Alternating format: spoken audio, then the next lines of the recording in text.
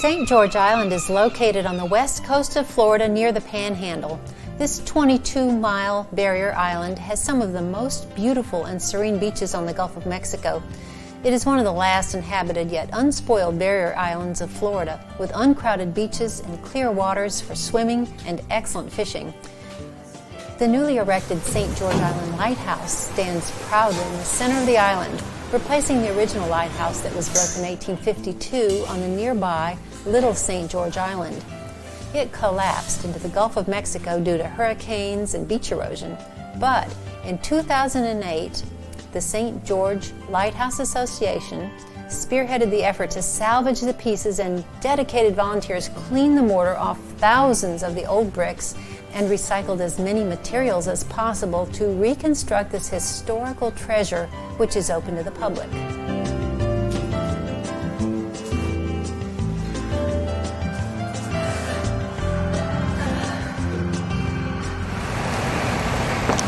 The director of the lighthouse here, Elaine Rosenthal, was kind enough to give us a key so that we can go take a look at the new keeper's house. Now, it's not officially open, so this will be fun to take a look before it has all the interesting items moved into it.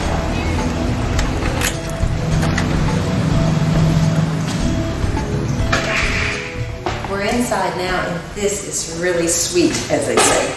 Antique heart pine floors, or at least floors that are made to look antique. Board ceiling. These bricks perhaps were recycled from the old site. They have a nice worn look. They're going to have a display in here. They're going to have a gift shop room, and they're going to have a museum room and some offices upstairs, I believe.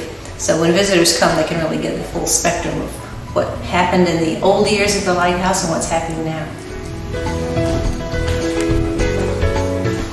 This is a yummy little building with a couple of nice views out the window and more area for display. It still smells like new wood. It's really just perfect.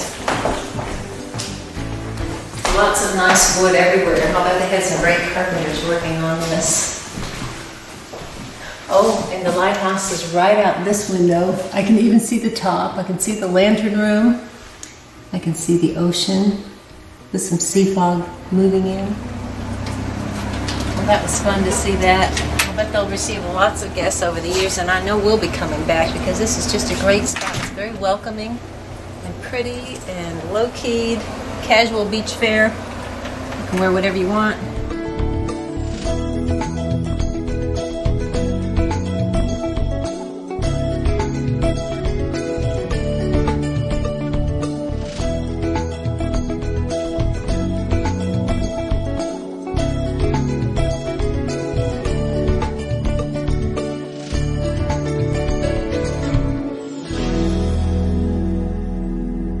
Another highlight of the island is the Sea Oats Gallery, where the collection evolves as long-term and newly relocated artists seek a reputable venue to represent their work. In addition to the large display of art, the gallery offers many workshops.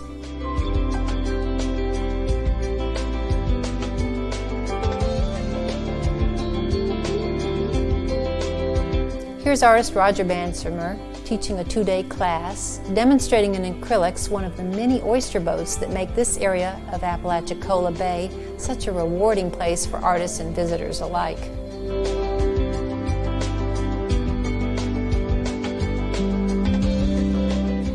For those of you who have not visited the Forgotten Coast, it is something of a surprise, a lot like walking back into the sandy beaches of your childhood. The St. George Island State Park lies on the far eastern end of the island, where 9 miles of unspoiled beaches offer visitors a peaceful place to birdwatch, fish, enjoy the sun, or walk an elderly dog on one of the boardwalks to an observation platform. St. George Island is a place you'll be so glad you discovered.